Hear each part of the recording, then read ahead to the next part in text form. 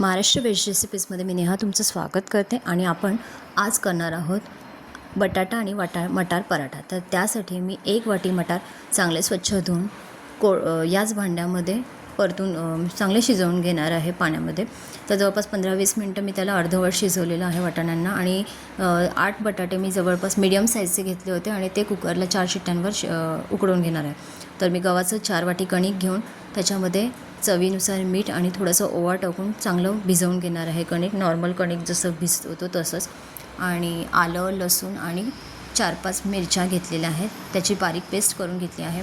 लोखंडीचा तवा होता माझ्याकडे, त्याच तव्यामध्ये ही मिश्रण सारण मी करून घेणार आहे। तर आता ह्याच्यात मी तेलामध्ये जे आपण पेस्ट केली होती मिरचीची ती चांगली परतून घेणार आहे 2 मिनटासाठी। त्यानंतर हळद, हिंग, 2 चमचे धने पावडर, चवीनुसार मीठ आपल्याला टाकायचं आणि बारीक मी हातानेच वाटाणा आणि बटाटा कुचकरला होता ते पेस्ट सारण अशा प्रकारे मी करून घेणार आहे। आणि सर्वात शेवटी तुम्ही तुमच्याच आवडीनुसार कोथिंबीर किंवा कसुरी मेथीचा वापर याच्यात करू शकता। तर मी कसुरी मेथी याच्यात टाकलेली आहे वरून। तर अशा प्रकारे आता माझं सारण तयार आहे आणि आता सारण ते अशा प्रकारे मी स्टफ करून घेणार आहे। तुम्ही बघू शकता मी मीडियम साईजचे गोळे करून स्टफ करत आहे।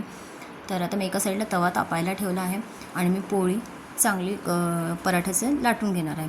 तर आपण जेव्हा पराठा लाटतो तेव्हा तो एकदम पण पातळ लाटू नका। पातळ लाटला तर पराठ्यातलं जे आतलं सारण असतं तर ते बाहेर येऊन फुटण्याची शक्यता असते। तर त्यासाठी मीडियम साईजचं आपल्याला सारण भरून व्यवस्थित घ्यायचं आहे आणि ते लाटून घ्यायचं आहे। दाबताना जोरात पण दाबायचं नाही आहे आपल्याला, हलक्या हाताने आपल्याला ते पराठा लाटावा लागतो। तर अशा प्रकारे दोन्ही साईडने मी पराठा चांगला खरपूस भाजून घेणार आहे। तुपाचा किंवा तेलाचा तुम्ही यासाठी वापर करू शकता किंवा बटरही वापरू शकता। तर अशा प्रकारे मी माझे पराठे चांगले भाजून क्रिस्पी लागत आहेत, छान लागत आहेत। तुम्ही बघू शकता व्यवस्थित चांगलं खरपूस भाजलं गेलं आहे।